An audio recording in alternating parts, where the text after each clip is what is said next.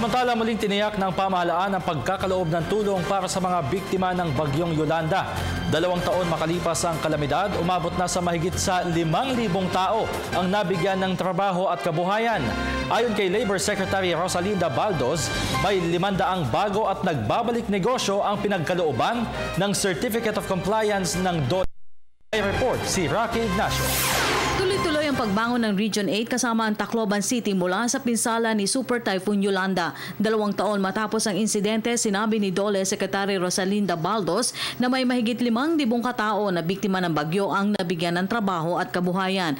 Mula sa dating Cash for Work program na binigay na pagkukunan ng kabuhayan sa mga biktima ng bagyo, nakatuon na sa livelihood ang programa ng gobyerno. Ayon sa Kalihi, may 500 bago at nagbalik negosyo ang binigyan na ng Certificate of Compliance ng DOLE. Si Baldos ang itinuturing ni Pangulo Aquino na palagi ang nagdadala ng magandang balita. May companies na kami na 531 na companies na certificate, na issue ng Certificate of Compliance. Kaya sabi ko, President, one other proof po na Region 8 is on the rise.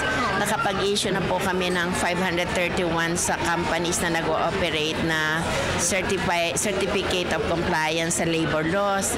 Tapos meron po kaming mga 300 plus within the year. So that means talagang buhay na rin yung negosyo na dati wala naman yan. So inireport ko sa kanya lahat. Tapos sabi nga niya is, very good Linda and thank you. Pati yung mabilis na pag-resolve namin ng notice of strike sa Peninsula, nalaman pala niya. Kaya nagpa-thank you pa rin siya. Kabilang sa mga nabiyayaan ng livelihood program na biktima rin ni Yolanda, ang mga New People's Army na nagbalik loob sa pamahalaan. Napakikipagtulungan ng Armed Forces of the Philippines na ipatupad ang training para sa bagong pamumuhunan kabilang na ang industriya ng bangus. Dahil sa potensyal na negosyo, tumulong ang Japan International Cooperation Agency o JICA para sa industriya ng boneless at rellenong bangus. Nag-release kami ng checks sa high conflict areas na unserved kasi nga may security problem, but we tied up with the Philippine Army. So bali merong 6 na batalyon na tigo 1 million pesos worth ng projects para doon sa mga returnees na ito.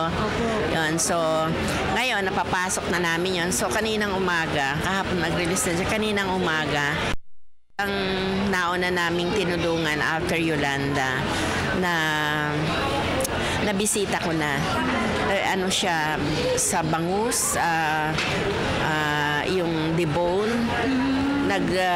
ang hindi kami nagbibigay ng pera, binibigay namin machine. So doon, ang laki ng freezer na binigay namin, pati ang pressure cooker. Tapos, nakita ng JICA, Japan International Cooperation Agency, yung mga workers na dati, ang inano nila mga relleno at saka yung mga usual natin. Tinuruan sila nung yung bangus na debone. Ayon, so ng Japan yon. 18.8 million pesos ang inilang pondo ng pamahalaan sa livelihood program sa mga sinalanta ng bagyong Yolanda. 11 million dito ay inilaan sa SPED at 7 million sa Government Internship Program o GIP. Ayon pa kay Baldos, 50% ng mga nasirang pasalidad sa pamumuhunan ay naibalik na sa rehiyon, habang umabot sa 3 milyong dolyar ang ipinagkaloob na tulong ng JICA. Para sa Telebisyon ng Bayan, Rocky Ignacio.